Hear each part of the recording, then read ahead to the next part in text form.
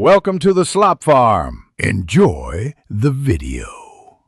You start by enabling developer options because it unlocks the USB configuration controls you need.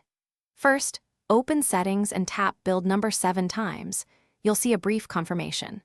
Once done, go back to Settings and open Developer Options. Make sure USB debugging is enabled so the phone can accept commands from your computer. You're doing this to allow direct configuration changes. Enabling debugging doesn't change file mode yet. It only grants permission for the next steps. You now connect the phone to your computer with a data-capable USB cable and watch the USB status. Once connected, in Developer Options, look for Default USB Configuration. If you don't see it immediately, scroll or use the search in Settings. Select MTP or File Transfer from the list. This sets the default mode so the device presents itself as media storage. This choice ensures your PC can browse files without repeated prompts, and it persists across reboots unless changed again. You finish by verifying the connection on your computer. Open File Explorer and look for the device.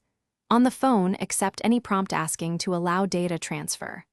If the device doesn't appear, make sure USB debugging is still on, try a different USB port or cable, and toggle the default USB configuration back and forth.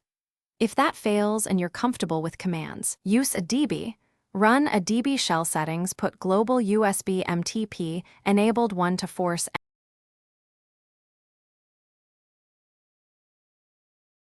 Thanks for watching. Consider subscribing if we helped you today.